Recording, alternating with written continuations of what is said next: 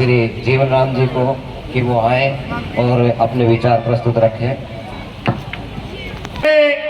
आज के मुख्य अतिथि इलाके के वरिष्ठ समाजसेवी डॉक्टर अरविंद यादव जी, मंच पर बैठे सरपंच साहब राजीव जी, एक्स सरपंच घनश्याम जी, मंच पर बैठे सभी अतिथिगण, उपस्थित माताओं बहनों, नौजवान साथियों, सभी कर्मचारी बंधुओं, छायाकार बंधुओं, आज ये विकसित भारत संकल्प यात्रा गांव में जा रही है। आपके द्वार जो कार्यक्रम हो रहे हैं, विभिन्न सरकारी महकमों के कर्मचारी आ रहे हैं। मैं 2-3 बातें ही बताना चाहूंगा।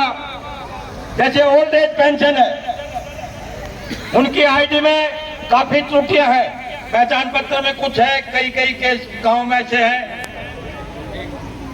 उसमें वोटर कार्ड में कुछ है या नाम में मिस्टेक है, तो वो यहाँ ठीक तुरंत नहीं होती। जल्दी ही अखबार में आने वाली है डॉक्टरों की एक 3 की सदस्यीय टीम सरकारी अस्पताल रेवाड़ी में मेडिकल करेगी। और जिनकी उम्र मेडिकल रिपोर्ट में 60 से ऊपर आ जाएगी, उनकी तुरंत पेंशन बनेगी, घर बैठे ही बनेगी। कई केस ऐसे भी हैं, गांव से 62, 63, 64 साल के हो गए, पेंशन नहीं बन रही। और दूसरा, पेंशन से संबंधित जो भाई अविवाहित है, जिनकी उम्र 45 साल हो चुकी है, आज के दिन उनकी पेंशन इस संकल्प यात्रा में कई जगह बनी है। अपंग है, उनका मेडिकल सर्टिफिकेट है, उनकी पेंशन बनी है। पेंशन से संबंधित ये बात है। दूसरी बात है, भारत सरकार की नई स्कीम थी प्रधानमंत्री विश्वकर्मा योजना।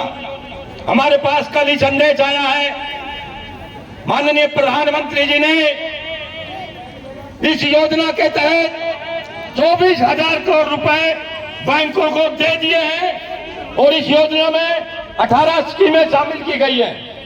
प्रजापति समाज से मेरे भाई मटका बनाते हैं, मशीन से चक्कर घूमेगा, एक दिन में एक मजदूर 10 मटका बनाए और वो मशीन 300 बनाते, 400 बनाते।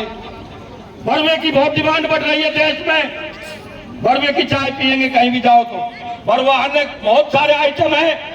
प्रधानमंत्री ने, जैसे हमारे बढ़ई है, जांगीर समाज से है, कलाकार हैं, और भी अन्य वर्ग इसमें आते हैं, मणियार है, काफी बड़ी संख्या में। उनको कुछ अपने डॉक्यूमेंट्स लेके बैंक के पास जाना होगा। हम भी उसमें, डॉक्टर साहब बैठे, हमारे मुख्य अतिथि आपके नजदीक बीच में बैठते हैं। आज हमारे चेयरमैन जीतू चेयरमैन नहीं आ पाए, वो भी कल इस मीटिंग में थे जो मैं बात बता रहा हूं।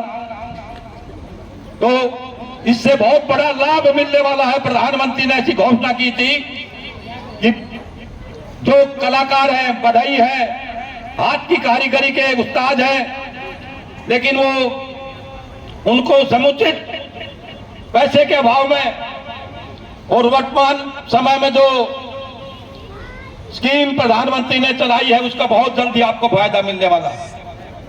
नंबर 3,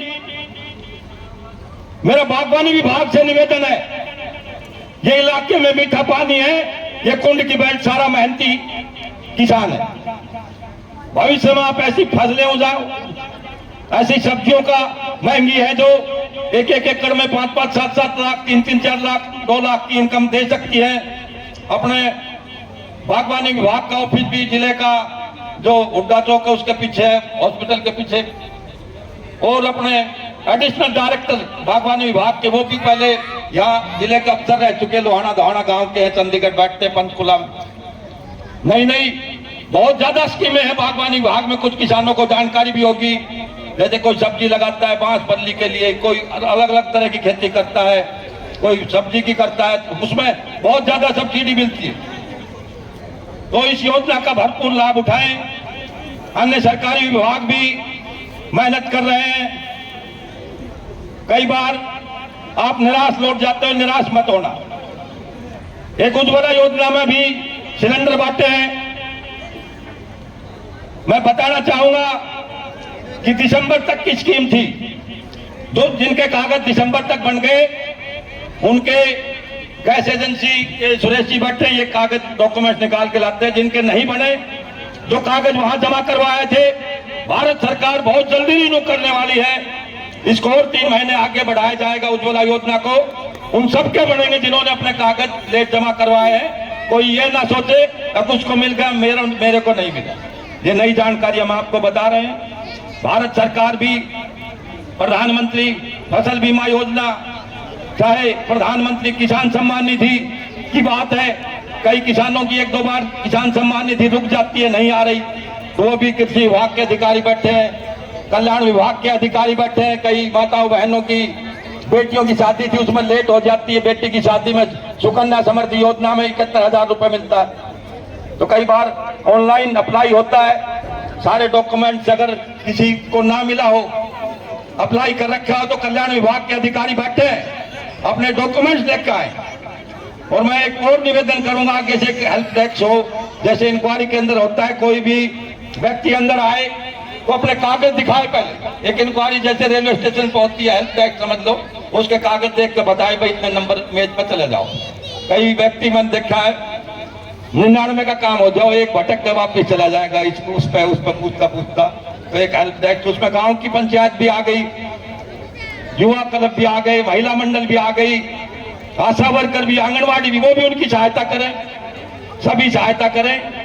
और भविष्य में सभी विभागों के कर्मचारी, जैसे पशुपालन विभाग के भी, आयुष विभाग के, हेल्थ विभाग के कर्मचारी भी है, पब्लिक हेल्थ के कर्मचारी भी है, सब काम कृषि विभाग के अधिकारी ड्रोन की ट्रेनिंग देते हैं। अभी भजन के माध्यम से बताया जा रहा था भाई अपनी खेती को कैसे बचाएं। आज एक नैनो यूरिया का छिड़काव होता है, कृषि विभाग के अधिकारी बैठे हैं, वो बाजार में लाने जाओगे 250 की मिलेगी, कृषि विभाग शायद 100 रुपए में देता है, 100 रुपए ड्रोन छिड़काव का। ऑनलाइन अप्लाई करना पड़ता है कृषि विभाग के पास। धरती की उर्वरक क्षमता बनी रहती है, पैदावार क्षमता बनी रहती है, इस पर बहुत ज्यादा शोध हुए। और भविष्य में ये क्षेत्र फले फूले। आपने देखा होगा पहले डॉक्टर साहब बैठे हमारे मुख्य अतिथि, मैं 2 लाइन ज्यादा न कहते हुए पहले एम्स की शुरुआत की थी डॉक्टर साहब ने मनेठी में, अपने अस्पताल में डॉक्टर बनवारी लाल को बुला के वो जमीन अरावली में चली गई। एनजीटी सुप्रीम कोर्ट का आदेश तब अरावली की जगह इसमें नहीं बनी। फिर माजरा गांव के किसानों ने जमीन दी और बड़ी सहनशीलता से किसानों ने जमीन दी। अभी आपने पढ़ा भी होगा, 2-3 दिन पहले एलएनटी कंपनी को एम्स का टेंडर हो चुका है। 80% काम आप अपनी आंखों से जाकर देख सकते हो।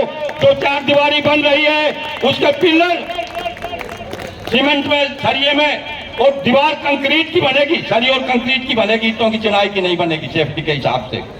और इस काम में भारत के प्रधानमंत्री नरेंद्र मोदी, केंद्रीय मंत्री राव इंद्रजीत सिंह और हमारे स्थानीय मंत्री डॉक्टर बनवारी लाल, माननीय मुख्यमंत्री महोदय, उस समय जगत प्रकाश नड्डा जो राष्ट्रीय अध्यक्ष स्वास्थ्य मंत्री होते थे केंद्र में, राव साहब उनके पीछे पड़े रहते थे। राव साहब का बहुत बड़ा योगदान है, माजरा गांव के किसानों का बहुत बड़ा योगदान है, जिन्होंने अपनी बेशकीमती जमीन दी। माजरा गांव की एम्स कमेटी का भी बहुत बड़ा योगदान है। एम्स आएगा, लाखों रोजगार मिलेंगे। मनेठी, माजरा, कुंड में, कोलाना की ढाणी में कोई फर्क नहीं है। अगर दिल्ली में एम्स में जाए, कोई रोहनी में रहता है, एम्स में आने में 2 घंटे लग जाते हैं, तो 5 मिनट में एम्स में, वहां भी दिल्ली में जाम रहते हैं 2-3 घंटे। बहुत बड़ा इलाके में विकास होने वाला है। वाटर कनाल बेस स्कीम इस इलाके के लिए जीवन वरदान साबित हुई है। हमारा ड्राई जोन एरिया था, अन्य स्कीमें भी आ रही है। निरंतर हमारे केंद्रीय मंत्री राव इंद्रजीत सिंह इस प्रयास में लगे हैं। अभी 32 करोड़ रुपया आपने देखा होगा अमृत योजना के तहत रेवाड़ी रेलवे स्टेशन का कायाकल्प, और सैकड़ों करोड़ की लागत से ये गोपाल देव चौक से 2 लाइन क्रॉस करेगा, पुल बनेगा। अभी 200 करोड़ रुपए की लागत से आपके NH 11 में सर्विस रोड से रेलवे लाइन को क्रॉस करते हुए सीधे एम्स में 2 पुल बनेंगे। 200 करोड़ रुपए मंजूर भी हो गए। स्थानीय मंत्री का डॉक्टर साहब ने भी कई बार, जीतू चेयरमैन ने भी कई बार याद दिलाया, ये 2 पुल बनने जरूरी है। उनका पैसा भी मंजूर हो गया, तीव्र गति से विकास चल रहा है।